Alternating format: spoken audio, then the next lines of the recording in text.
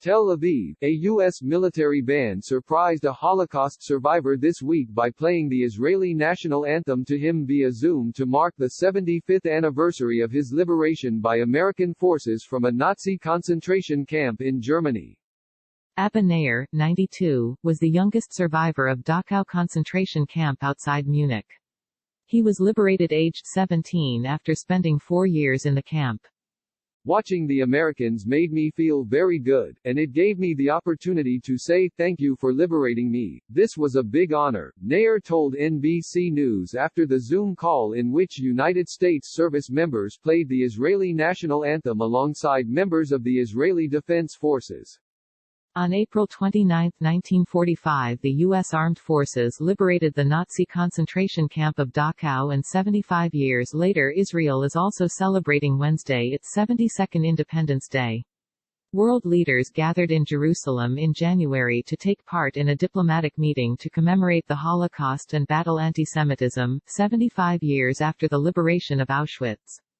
Nair said that in actual fact he was liberated on May 2, 1945. Several days before, on April 25, he and other survivors of Dachau were forced to march without food and water for days, while anyone that couldn't walk was shot dead, he said. The Americans gave us a new life and you can't forget this, we're not forgetting, he added. They brought us back to life. If they only came one day later no one would be alive, and this is something you can't forget.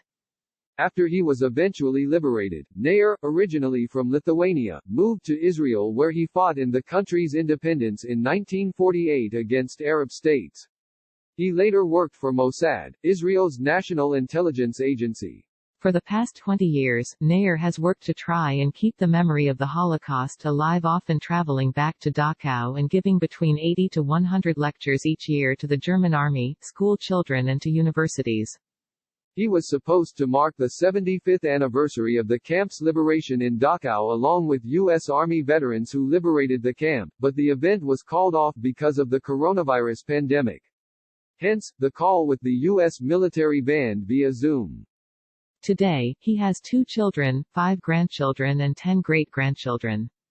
The most important thing in life is life itself. It's a gift given only once and you should do the best you can from it, he told NBC News.